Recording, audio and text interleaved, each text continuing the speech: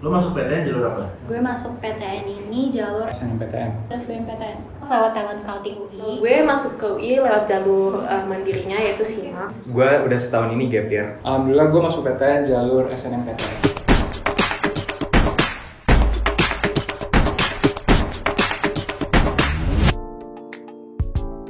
Kenalin dong diri lo sama dari universitas mana? Halo, kenalin nama gue Nadira Manita dan gue salah satu mahasiswi di Universitas Indonesia. Kenalin, nama gue Aryu Bimo Dava Widosetio. Gue kuliah di Universitas Indonesia. Nama gue Cinta, gue dari Universitas Pajajaran Unpad. Semua, nama gue Faizi Zaidan. Gue sekarang di FHUI angkatan 2020. Halo, nama gue Feby Gela, gue dari Universitas Indonesia. Halo, nama gue Fidel dan gue udah setahun ini gap year. Halo, kenalin gue Anzolia, gue dari Universitas Indonesia. Persiapan gue sebenarnya sama kayak orang lain, yaitu belajar sama berdoa. Tantangan gue untuk masuk jurusan teknik biomedik ini, jadi teknik biomedik ini punya kuota yang dikit banget. Jadi satu angkatan itu tuh isinya cuma 37 orang, dan untuk SBM sendiri itu kuotanya cuma 12 orang. Jadi karena kuota yang dikit itu, gue termotivasi untuk belajar lebih giat. Kalau dari tantangan dan cerita gue masuk SBMPTN kedokteran ini, pertamanya tuh gue milih UTBK-nya tuh pilihan pertama tuh pengennya tuh dulu UI banget, pokoknya tuh oriented banget deh. Pengennya kalau ditanya orang FKUI, dan gue tuh kayak tahu gitu kalau misalnya diri gue kayaknya nggak sepintar mereka dan nggak serajin mereka yang kayak ranking angkatan dan dianggap sama angkatan sendiri tuh pintar, pasti kalian ngerti dong.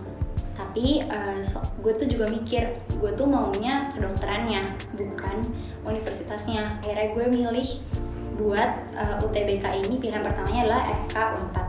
Kalau tantangan gue sih mungkin kayak anak sekolah lainnya ya, malas belajar, terus kayak manajemen waktunya tuh jelek. Terus kayak kalau buat menghadapi tantangan itu ya mau nggak mau gue harus bikin jadwal belajar. Terus kayak gue tuh harus punya manajemen waktu yang jelas. Jadi misalkan gue hari ini mau main, ya udah nggak apa-apa. Tapi entah itu malamnya atau besoknya gue harus belajar. Tapi buat gue belajar itu pun kayak gue usah terlalu paksain juga, karena emang kalau misalnya terlalu serius belajar bakal ada yang masuk. Sebenarnya ceritanya panjang banget ya, karena gue tuh termasuk salah satu pejuang SNM. Di situ gue pengen banget masuk akuntansi. Jadi waktu itu gue emang belajarnya keras banget untuk SNM gitu. Dan pas gue lihat nilai dan peringkat gue emang, dan gue cocokin sama tahun lalu, gue merasa oh mungkin gue mampu gitu untuk dapet SNM. Jadi gue mungkin agak santai belajar SBM dan ujian tulis lainnya. Tapi turns out gue nggak dapet SNM, dan di situ jadi persiapan gue jadi singkat banget. Kalau nggak salah persiapan gue cuma 3 bulan, dan di situ gue harus belajar dari ulang pelajaran SBM dan pelajaran SIMAK gitu.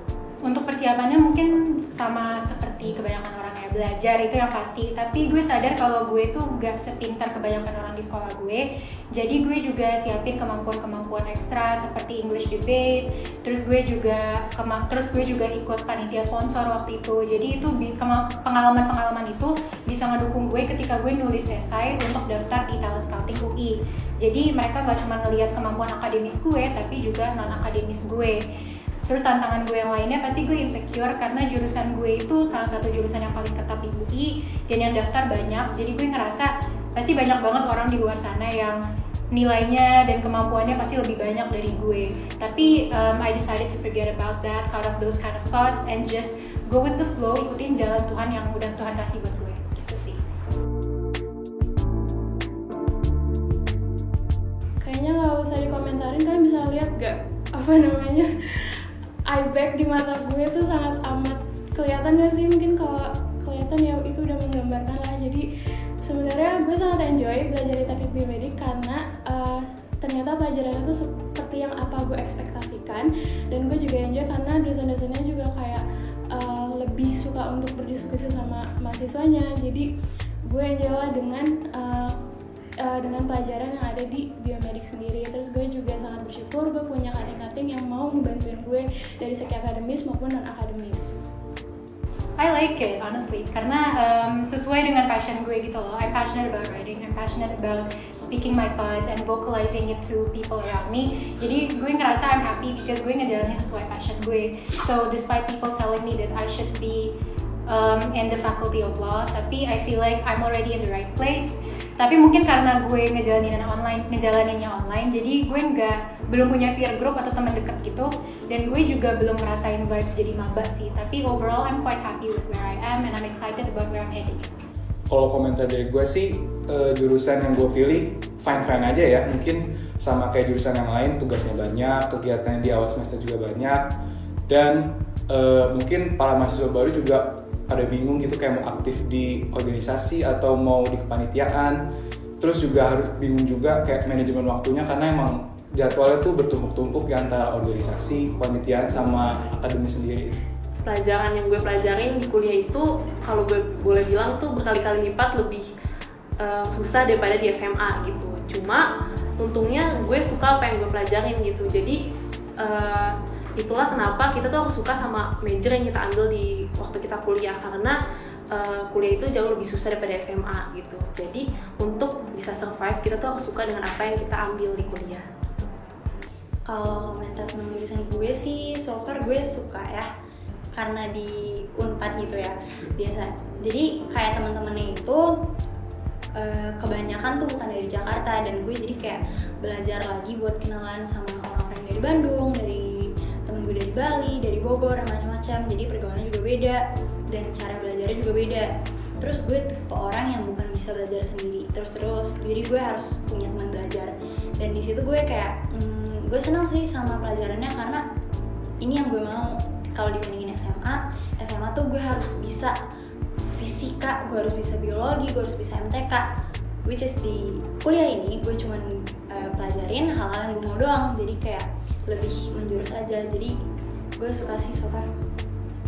Buat ilmu hukum ya, ini tuh adalah ilmu yang insightful banget lah. Jadi sangat membuka banget pemikiran kita nih. Jadi nggak bisa kita berpikir hanya subjektivitas kita, jadi harus objektif terhadap semua hal. Terutama kan kita ngomongin tentang hukum ya, jadi kita harus benar-benar analisis dengan baik, dan juga nggak asal ngomong, harus punya dasar-dasar, dan juga mengapa sih kita ngomong kayak gini, jadi ada dasarnya. Dan juga jangan pernah terlalu subjektif terhadap suatu hal, dan harus objektif. Kurang lebih kayak gitu sih. Ya lebih tips and trick sih. Jadi pertama harus tahu dulu kenapa lo pengen lewat jalur ABCD. Lo harus ada planning dulu. Misalkan bad luck-nya lo nggak dapet lah di jalur SNMPTN, lo harus sudah siap di UTBK, di SIMAK dan lain-lain. Udah harus banyak tuh planningnya. Jadi nggak hanya bergantung pada satu umpan ataupun umpan SNMPTN ini untuk masuk ke FAUI. Nah terus apakah masuknya lewat SNMPTN itu gampang kah atau gimana? Jujur gue nggak tahu juga ya, karena itu bener-bener hanya panitia gitu yang ngerti. Jadi ya kita hanya pasrah aja lah. Kalau misalkan dapet ya alhamdulillah, kalau nggak dapet ya jangan patah semangat dan langsung berjuang terus di jalur-jalur lain.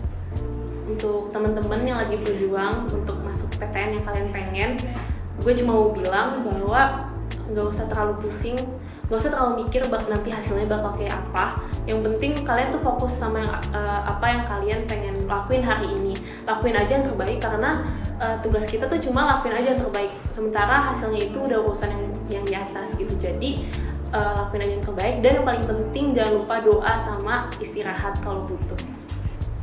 Yang pertama, jangan sampai kesalahan yang udah lo buat terulang lagi. Kalau misalnya ada kakak kelas lo yang gap year, coba tanya-tanya aja sama mereka.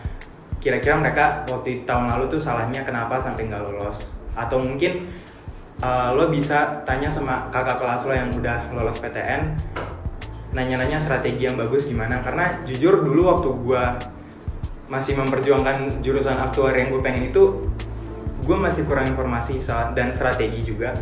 Kalau misalnya suatu saat harus gap year, harus siapin mental juga, apalagi punya orang tua yang ekspektasinya tinggi sama kalian gitu. Jadi harus pinter-pinter main kata dan lebih dewasa lagi dan lebih mikir mateng-mateng. Karena nggak semua tentang gap year itu buruk. Misalnya dalam setahun ini gue mulai belajar bahwa nggak harus aktuaria masa depan gue, masih banyak jalan lain. Dan gue pengen kalian yang misalnya nanti memilih untuk gap year, kalian bisa pikir matang-matang. Karena kayak narasumber sebelumnya bilang, lebih bagus lo mencintai apa yang lo ambil di situ gitu, daripada lo ngambil yang gak lo pengen terus nyesel. Buat teman-teman yang lagi berjuang buat 2021 ataupun yang di bawahnya, pokoknya kalian harus tetap semangat dan yakin sama diri kalian, dan juga harus yakin sama pilihan kalian. Jangan kayak ikut-ikutan teman, jangan kayak kebawa gengsi gitu loh, teman-teman semuanya di sini, gue harus di situ juga. Enggak, kalian yang tahu kalian di mana. Intinya harus relax juga, karena kalau kita udah belajar segimana pun tapi waktu hari H kita ujian, kita mikirin banyak hal, semuanya bisa buyar. Jadi harus tetap tenang dan jangan lupa berdoa gitu. Oke, kesan-pesan buat kalian yang mau ikut SBMPTN. Sebenarnya gue mau kalian juga punya mindset kalau SBMPTN tuh bukan jalur terakhir kalian untuk masuk universitas yang kalian mau, karena there's a lot jalur selain SBMPTN. Jadi kalau misalnya rezeki kalian belum di SBMPTN, kalian jangan berkecil hati, karena masih banyak banget jalan selain SBMPTN. Terus yang kedua, pasti persiapkan diri kalian sendiri, dan yang pastinya berdoa dan minta restu orang tua.